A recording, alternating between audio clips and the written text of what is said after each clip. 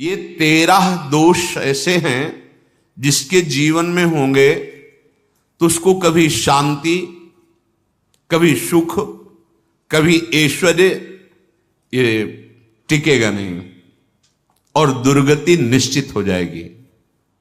बहुत ध्यान से सुने। एक श्लोक में 6 दोष और दूसरे श्लोक में 7 दोष। उपासक को कभी इन दोषों को अपने अंदर टिकने नहीं देना चाहिए। और जो संसार के मार्ग में चल रहे हैं, अगर इन दोषों में चलेंगे तो हुआ जो आपके पुण्य कर्मों से ऐश्वर्य है भी वो नष्ट हो जाएगा। आप दुख, चिंता, शोक से ग्रसित होकर बड़ा दुख में जीवन व्यतीत करेंगे और आपकी गति बिगड़ जाएगी, दुर्गति हो जाएगी। विकत्थनः स्पृहायुर्मनस्वी बिभ्रत कोपम चपलो अरक्षणश्च एतान् पापाः षण्णराः पाप धर्मान् प्रकुर्वते नोत्र सन्तः सुदुर्गे संभोग संविद विषमोति मानी दत्तानुतापी कृपणो बलीयान् वर्ग प्रशंसी वनितास्तु देष्टा एते परे सप्तनशंस वर्गाः। जो अपने मुख से अपनी बड़ाई प्रशंसा करता है, ये 13 लिख लो दिमाग में, डायरी में, क्योंकि ये नोट हो रहा है, आवाज डाली जाएगी, आप बार बार सुन, इनसे बचिए। अपनी बड़ाई, अपनी प्रशंसा कभी अपने मुख से नहीं करना, नहीं तो आपके पुण्य नष्ट हो जाएंगे, बुद्धि भ्रष्ट माने गिर जाएगी। अगर परमार्थ में चल रहे हैं तो भी, और व्यवहार में तो पुण्य नष्ट हो ही जाएंगे। बुद्धि गिरी हुई तभी ऐसी बात होती है। और यह दोष बहुतायत है, ये बहुत प्रभावशाली है। अपनी बड़ाई मारना, इसको देख लो, पकड़ो, सत्संग है। अपने मुख से कभी अपनी बड़ाई ना करना। अगर कोई अपने मुख से अपनी बड़ाई करता है तो उसके सुकृत नष्ट हो जाते हैं, बुद्धि भ्रष्ट माने गिर जाती, पतित हो जाती है, फिर निर्णय ठीक नहीं। अगर हमारा सारथी, हमारा ड्राइवर मूढ़ हो तो कहीं भी हमको गिरा देगा, तो वो बुद्धि भ्रष्ट मतलब गिर जाती है, निर्णय करने लायक नहीं रहती। अपनी प्रशंसा अपने मुख से करना। दूसरा, लोलुपता, ये वृत्ति नहीं होनी चाहिए। धर्म से चलेंगे, धर्म के द्वारा जो हमें प्राप्त होगा उसी से हम अपना भरण पोषण करेंगे। आपके बच्चे स्वस्थ होंगे, बुद्धिमान होंगे, परिवार में बहुत सुख और शांति होगी। भले दीपक की तरह जलो, बहुत काल तक रहेगी। लक्ष्मी जी भी आपके घर में बहुत काल, हम ये नहीं कहते कि बहुत नहीं, जितनी है बहुत सुख शांति से चलोगे। अगर लोलुपता करोगे, हिंसा, छल कपट, व्यभिचार, चोरी, ऐसे धन आ जाए, वो आएगा, लेकिन वो हाइलोजन की तरह आएगा, एकदम प्रकाश और फ्यूज, बिल्कुल अंधकार करके जाएगा। देख लेना, तुम्हारे जो सुख के हेतु हैं, तुम्हारा शरीर, तुम्हारे बच्चे, तुम्हारी पत्नी, तुम्हारा परिवार, उसको देख के तुम रात दिन जलोगे बिना आग के। ऐसे उनके आचरण होंगे, ऐसे उनके अंग होंगे, ऐसे उनके दिमाग होंगे, ऐसा उनका व्यवहार होगा। ये लोलुपता अगर उपासक में या किसी में है तो उसको नष्ट कर देती है। सावधान। तीसरा, यदि आपका अपमान होता है तो आपको उसे सहन करना होगा, उससे आपके पाप नष्ट हो जाएंगे। जो तनिक सा भी अपमान होने पर बहुत क्रोध करके दूसरे का अपकार करने लगता है, ये आपका पतन करा देगा, ये आपको फंसा देगा, हृदय जलेगा, अर्थव्यवस्था नष्ट होगी, पूरा परिवार दुखी होगा। जरा सा अपमान की संभावना में आप किसी से भी भिड़ गए, किसी से भी, वो ये प्रवृत्ति आपका पतन कर देगी। उपासक में तो अपमान सहना अमृत है, नीचापमानम सुधा, पर व्यवहार में भी ज्यादा उत्तेजित मत होइएगा। ये तो कुछ मिनट की बात है, अगर आपने उसे मारा पीटा, रिपोर्ट हुई कानून की, ओ फंसते चले जाओगे, अर्थ जाएगा, समय जाएगा, चिंतन जाएगा, बहुत तरह से हानि हो जाएगी। अगर आप सह गए तो आपका सहना उसके लिए आग बन जाएगा। उमा क्षमा साप होते भारी, तुम्हें दंड देने की जरूरत नहीं, उसका एक कर्म ही उसे दंड दे देगा। आप शांत हो जाइए, आप सत्संगी हैं, आप शांत रहिए। चौथा, निरंतर क्रोध और उसका चिंतन। बैठे बैठे बस द्वेषियों का चिंतन ही हो रहा है, अंदर क्रोध का चिंतन और द्वेषियों का चिंतन ही हो रहा है। द्वेष भरी बातें, द्वेष भरे क्रियाएं, उन्हीं का चिंतन करके जलते रहना क्रोध से। उपासक को तो क्रोध करना ही नहीं चाहिए, बहुत शांत। ठीक है, अभ्यास में कभी क्रोध हो सकता है, उसको फिर समन करो, अंदर से प्रायश्चित जैसा कि अब गलती हुई, आगे नहीं करेंगे। और व्यवहार में भी क्रोध को आप पीना सीखें। अगर बार बार आपका क्रोध प्रकट होता ही रहेगा, आपका स्वभाव बिगड़ जाएगा, आपके पुण्य नष्ट हो जाएंगे और आपका जीवन नष्ट हो जाएगा। देने वाला उतना दे देगा, आपको आनंदित रहो, पैसा खर्चा सब पूरे जीवन का विध्वंस मचा दिया क्रोध ने।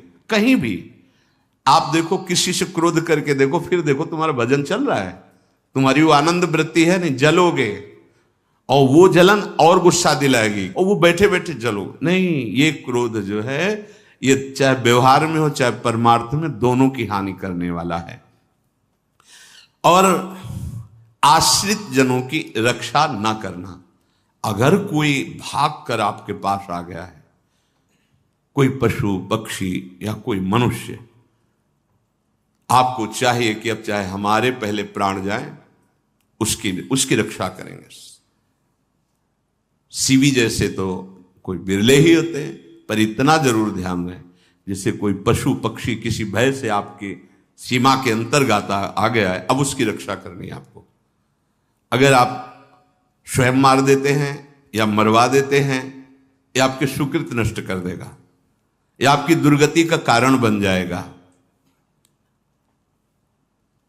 और जो पाप कर्म उत्साहित होकर करते हैं, उपासक को तो बहुत सावधान रहना चाहिए, पर व्यवहार में भी जो नहीं करना चाहिए, अगर वो पाप कर्म आपके द्वारा मन में प्रेरित हो रहे हैं, संकल्प बन रहा है, क्रियाएं हो रही, दुर्गति पक्की, पुण्य नष्ट हो जाएंगे, दुख अशांति बढ़ती चली जाएगी, कभी शांति नहीं प्राप्त कर पाएंगे। ऐसा नहीं कि जो मन में आवे सो करे। पापाचरण निडर और उत्साहित होकर करना, अगर ऐसे लक्षण है, निश्चित दुर्गति होती है। ये 6, अपनी बहुत बड़ाई करने वाला अपने मुख से, लोलुपता, तनिक से अपमान में सहन ना करने वाला, निरंतर क्रोधी और आश्रित जनों की रक्षा न करने वाला, और निडर हर्षित होकर पाप कर्म करने वाला। दूसरे श्लोक में 7 है, 6 ये 7 हो। 1, संभोग का ही चिंतन करना, संभोग में ही मन लगाना, संभोग दूसरी स्त्रियों के साथ करने की भावना रखना। संभोग पहला है, संभोग। रात दिन बैठे बैठे बस यही चिंतन करना, गंदी बातों का, गंदी बातें देखना, गंदी बातें सुनना, गंदी बातों का चिंतन करना। फिर अन्य माताओं बहनों के प्रति काम दृष्टि से देखना, कोई आ जा रही है तो दृष्टि से, काम भाव से देखना, भोग बुद्धि से देखना, निश्चित पुण्यनाश दुर्गति। बड़े बड़े उदाहरण इतिहास में हैं जिन्होंने ऐसा दृश्य नेत्रों से देखने की चेष्टा की, मन में संकल्प किया भोगने का, नष्ट हो गए, चाहे वो कितने बड़े प्रतापी हो। ये दुर्योधन कोई साधारण थोड़ी है, भगवान व्यासदेव जी के द्वारा ही तो लो, भगवान व्यासदेव जी ही इसकी उत्पत्ति का कारण है। आप देखो, इतने महान पुलस्त जी ही उत्पत्ति का कारण है रावण की। बस यही ऐसे दोष हैं जिनके कारण जीव नष्ट हो जाता है। ठीक है, धर्मयुक्त काम भगवान ने आदेश किया है, आपका पाणिक ग्रंथ संस्कार हो गया है, संतानोत्पत्ति की भावना से कुछ पवित्र तिथियों का त्याग करते हुए चर्चा में हुई है। एक नियम है, एक आदेश है शास्त्र का।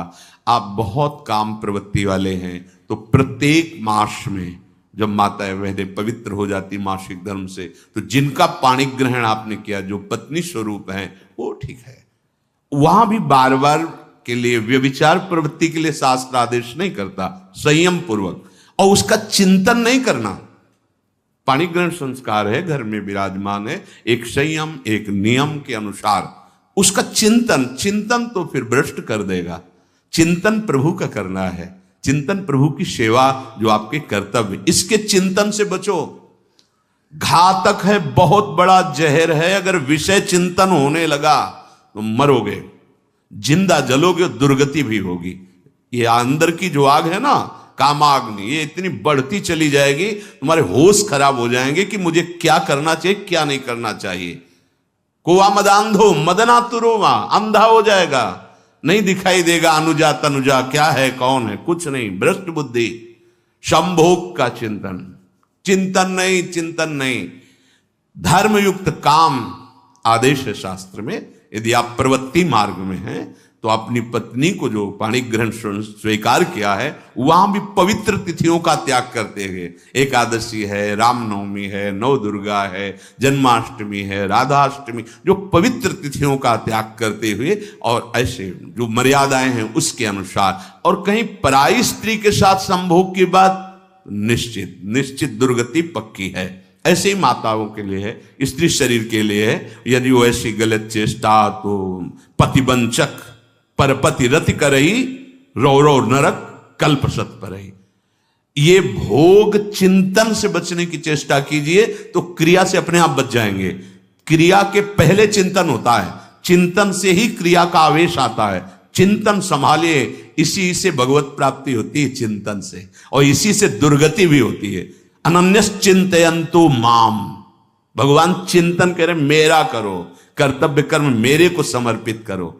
अब जब चिंतन संभोग का होगा तो बुद्धि भ्रष्ट हो जाएगी। ये जो राक्षसी प्रवृत्तियां सुनने को मिलती है ना, कि ऐसा हुआ, वो देखा सुना और चिंतन किए, अब इतनी राक्षसी वृत्ति आ गई कि बस अब उनमें और राक्षसों में कोई अंतर नहीं रह गया। दूसरा, विषमता रखने वाला, सबके साथ बर्ताव ऐसा कि मैं बहुत श्रेष्ठ हूं और दूसरे सब नहीं, ऐसा व्यवहार नहीं। सब भगवत स्वरूप हैं, समान व्यवहार। जैसे आपके भोजन है तो जो आप पा रहे हो वही सबको दीजिए, बैठने की व्यवस्था, उठने की व्यवस्था, क्रम बाय क्रम, पर उसको भी नीच भाव से मत देखिए। उस कोटि का उसको प्यार दीजिए, दुलार दीजिए, सम्मान दीजिए। इतनी विषमता न फैलाते रहें अपने जीवन में कि आप सबके निंदा के पात्र बन जाए।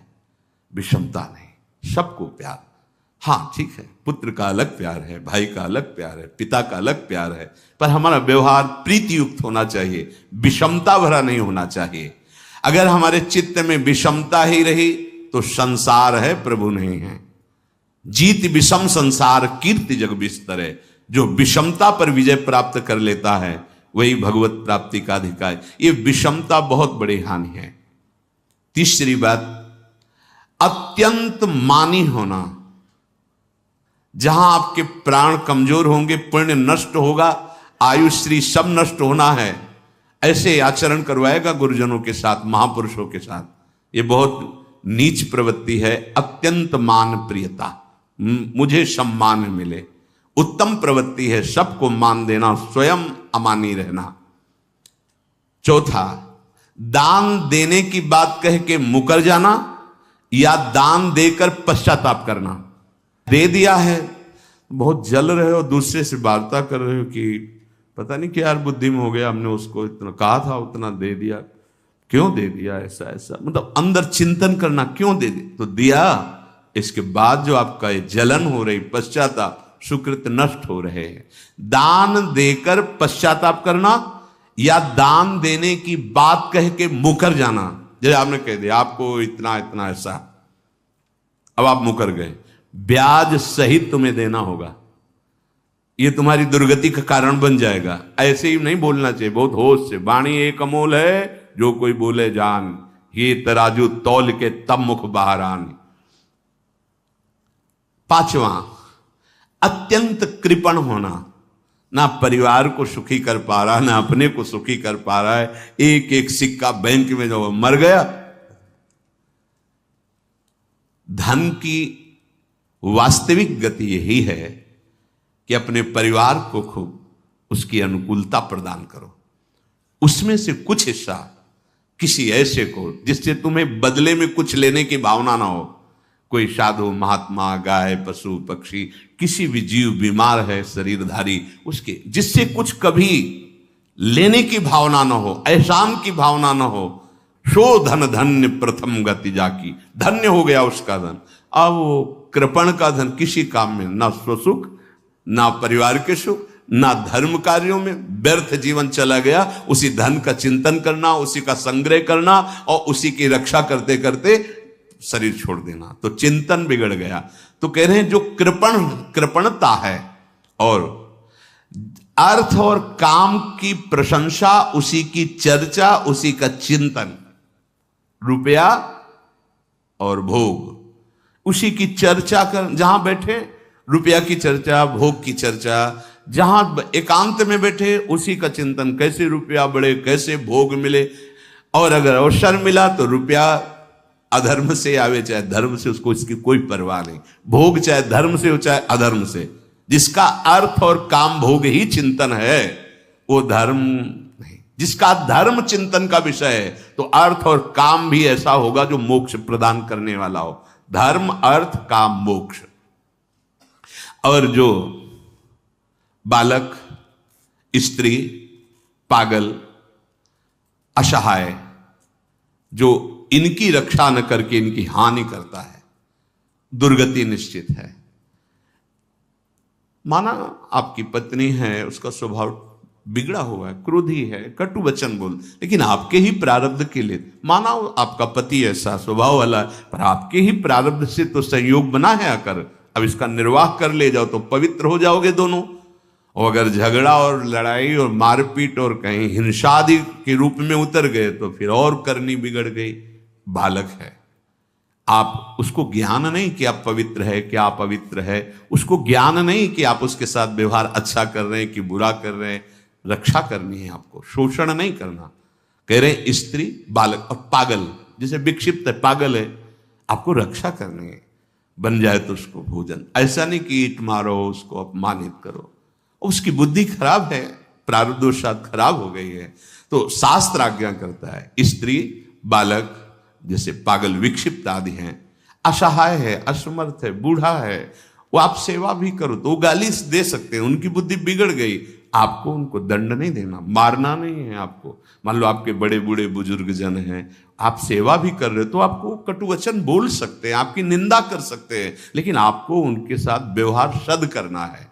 अगर आपने इन दोषों को स्वीकार किया तो निश्चित आपकी दुर्गति होगी, ना इस लोक में आपको शांति मिलेगी ना परलोक में। इसलिए इन दोषों को बार बार सुन करके और हृदय में जांचो कि कहीं है तो नहीं। अगर है तो सत्संग, भजन बल, भगवत प्रार्थना के बल से इन दोषों का त्याग कर दो, जीवन मंगलमय हो जाएगा।